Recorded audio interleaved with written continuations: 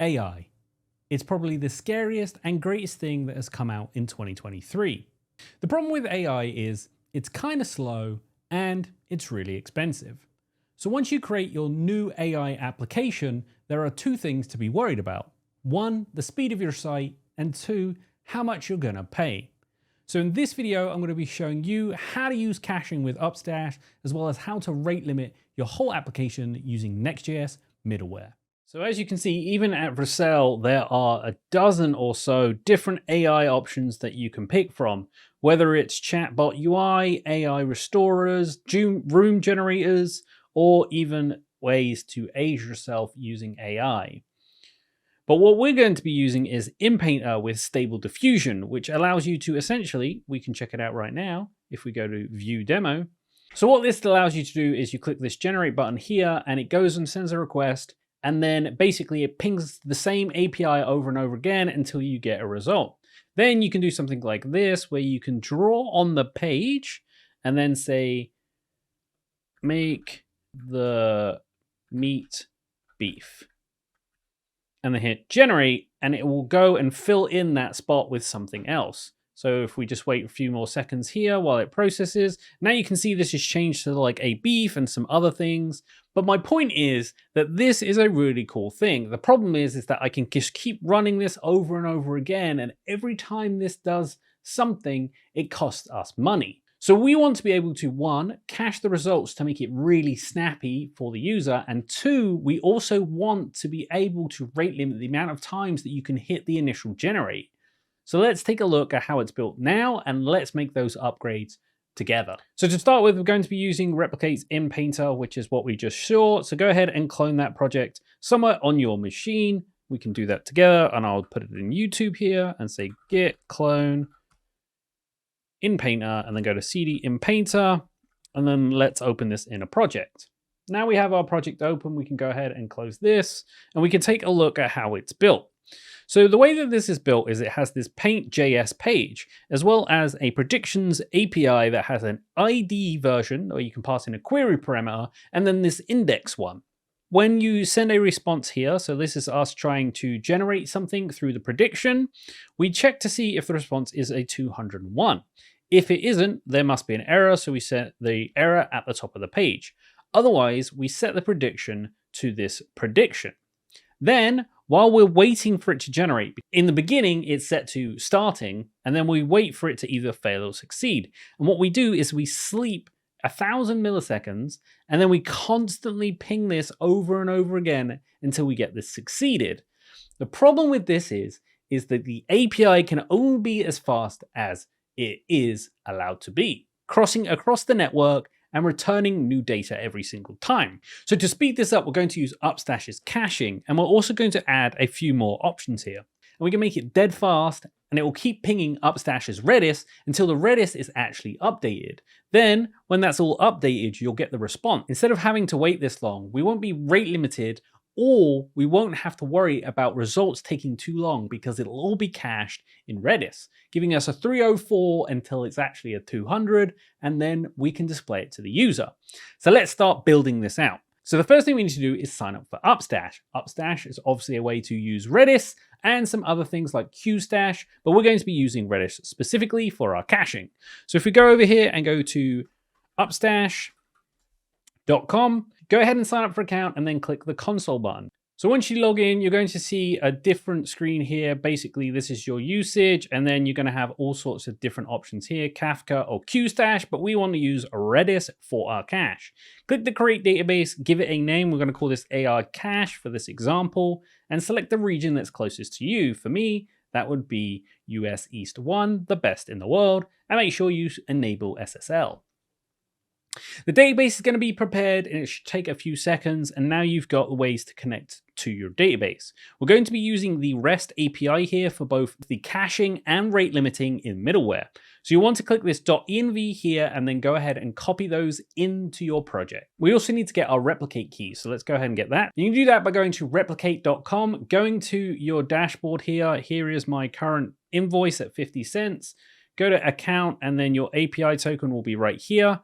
go ahead and copy that into your project as well. And then we're going to call that replicate API token. So now we have the essentials set up. We have our replicate API token, we have our Redis stuff. Now we actually need to build on this. So first thing that we want to do is actually install the Upstash Redis and rate limiting packages. So we can do that by doing npm install at Upstash Redis and also Upstash /rate limit. And when those are both installed, then we can actually start building out our project. We're going to work on caching first, and the last thing we'll do is rate limiting. Now we have that, go back to your project. We're going to be doing a number of changes, and we're going to do them in a specific order. So the first thing I want to actually do is create another API here, and we're going to call it callback.js. Now this project is in JS. I was going to make it a TypeScript project, but I didn't want to spend the time and then have to have you guys figure out how to do this yourself. So we're just going to do it in JavaScript. It's all going to work the same. You can add the types as you need. So now we have this callback. The next thing we need to do is create a folder here called utils. And inside of that utils, we're going to create a folder called redis.js. And this is going to be a way to implement Redis using Upstash. So we're going to import Redis from Upstash, and then all we're going to do is do export const redis equals new redis, and then all we have to do is pass in our .env. So it's URL, and that'll be process.env.upstash redis rest URL, and then we also need our token, which will be process.env.upstash redis rest token. So now we have this, we can use this anywhere in our application. We're going to be using this in two different areas. One will be our API request and two will be our rate limiter later. But now we can create our callback here. First, you want to import that Redis. So it's just Redis from utils Redis. We're going to use a standard export default async function handler to handle our request here. And we're expecting that the body is going to actually be the webhook returned by our replicate API here. So we already know that the body is going to contain something. So we can do const body, and we're going to use this body. And then we're going to do a try catch here, and we'll just error here. So inside of here, we're going to do await redis dot set body dot ID to, and then the body. Basically, what we're going to be doing here is updating our Redis cache to have the body of the new returned result. So when it's completed, it's going to update all the data there and be able to send that to us, and we'll have that in cache, so it'll be much faster. So then we need to do return here, and we're just going to do return res status. We'll set it to 200, and then we'll just send the body down like so. And then if there is an error, we'll just do res status 500, and we'll just say .json error, an error occurred updating Redis. So that is our callback all finished. So we do need to go to this index.js here, which is under predictions, which is an API function. And we need to talk about this API in general. So this API essentially takes some values and then pushes that to this replicate version right here and takes the input as the request body. Then the response here is the response back. And in the beginning, it has basically no use. It's essentially just saying, hey, we're still trying to get that data from the API. So we need to update this to handle this a bit better. Essentially what we want to do is make Upstash's Redis caching here the actual way that you grab the data. And while that's waiting for new data, we want to be pinging that all the time so that we get a good fast response of 304. So we can handle that inside of here. So the first thing we want to do is import the Redis utils that we created. And we're going to add a webhook URL. Now this webhook URL is going to be where the data is expected to flow through. Now you can use whatever you want here, local tunnel, you can use ngrok, you can obviously use the deployed URL once it's been deployed. So for now, I'm just going to put HTTP localhost 3000 while we build out the code. And then when this is getting ready to be tested, I'll change this out with local tunnel so that we have a URL we can use. So now we have a webhook URL. What we can do is add that in here. So the option is webhook, and then just webhook URL, which is going to be this callback URL. So we need to put /API/callback here. So now we have that, we need to actually update this section down here. So we're going to use this request here, and we're just going to do a .then and a catch to handle putting it inside of Redis versus having it just sit here and wait for the prediction to happen. So the first thing we want to do is do res.json, and then we're going to do another then, and this then is going to be asynchronous. So we're going to do async here, and then data, and then we're going to do await redis.set data.id, comma data. So now we're setting this to the Redis in question. So this is going to push it up to Upstash with the ID that gets generated from this response, as well as the data from the original request, which will be the first one. Then we're just going to do return.res.status 202.json, and then we're going to place in the data. Then we can actually get rid of all of this. We don't need any of that anymore. And then we can just do a catch here. We can just say catch error console log error so that we know that there's an error. And then return res status 500.json message error.message. And we can actually get rid of this now. This is our newly updated version. So let's just talk about how this works before we move on to anything else. So what we're doing here is we're saying, hey, go ahead and make this request to replicate using the input that comes from the request. Make sure the webhook URL is set to our webhook URL, which obviously right now is localhost and wouldn't actually work, but we will change this in the future. Then we say await fetch.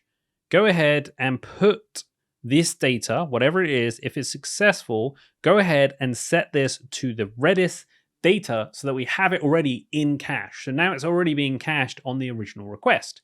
Then go ahead and make sure if there is an error that we catch it.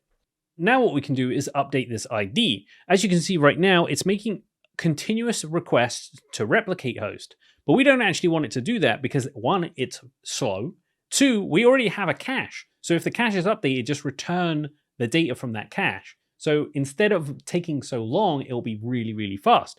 So we can actually just delete everything that's in here out. We don't need any of this information anymore. We can then import Redis. And then we can use our Upstash Redis here to handle this situation. So we do try here. We can do const ID is equal to rec query.id. Do const data equals await redis.get, and then based upon the ID. If there's no data, which shouldn't ever happen, so we do return res.status 404 JSON message. Sorry, no ID found. But if there is data, we should just do res status 200.json data. So now we have a way to return the data. Then we can just do the catch part. In case something terrible happens here, we can just do an error. We can say console log error, and then res status 500.json. We'll do message error.message. So now instead of continuously pinging their API, we're now using our cache at this point, and we're just going to keep hitting this. So the final thing that we need to do now that we've got all our APIs working is just handle this a bit better. Right now it says if this is not a 201, set an error message. So we're just going to ignore this. What we're going to do is say if prediction, actually. So instead of doing this, we're going to say if the status equals 500, then we can set it to this. Otherwise, just go. Then we have the option here of removing this sleep. Because cache is so fast, we can get a response almost immediately. So we can actually reduce this down to basically like 100 milliseconds here. Versus 1,000, we can do 100 because the cache is so fast to respond. You'll see that in the network request in a second. So let's go ahead and give this a shot. So what you'll see on the right-hand side is an initial 200, and then we'll get a bunch of different requests. So let's zoom in a bit here so you can see a bit better. So I'm going to go ahead and hit generate now. You see 202, 200, and then a bunch of 304s.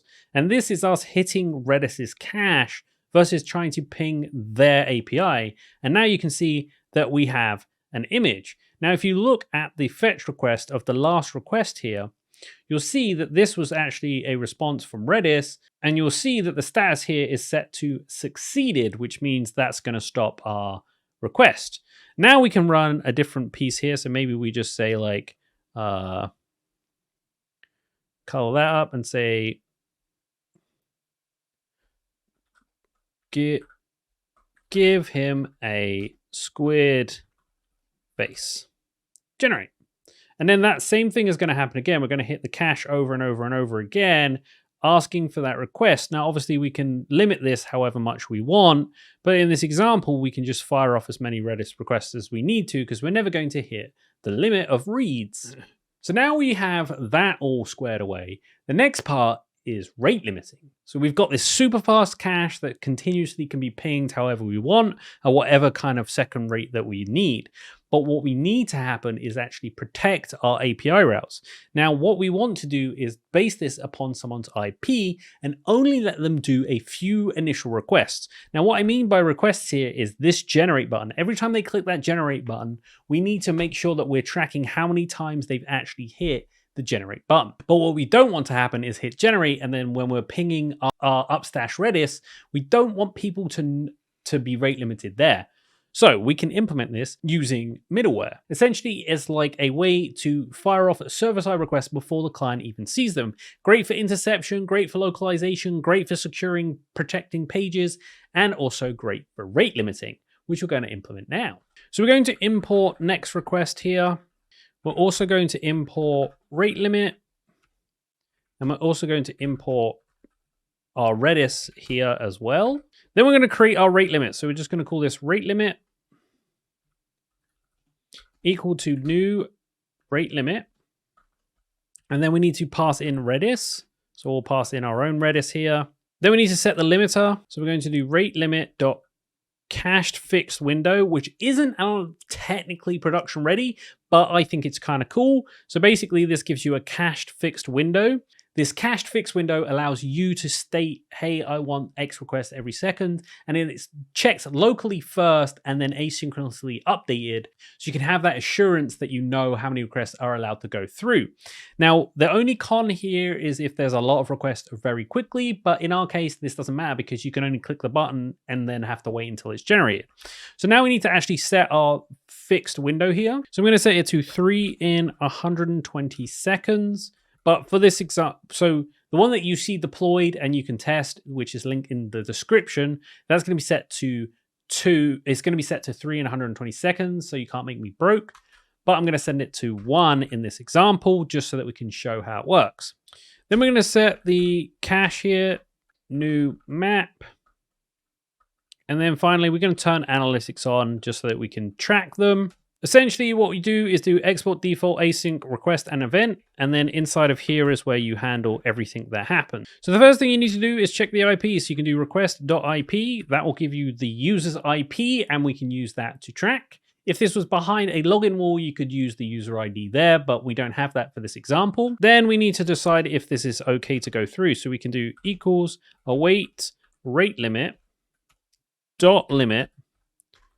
And then inside of here is how we decide if they should be rate limited based upon an individual way of this denoting between them. So what we can do here is do middleware and then the IP. And we'll put an underscore in here too. And that basically gives everyone a unique ID of middleware underscore IP.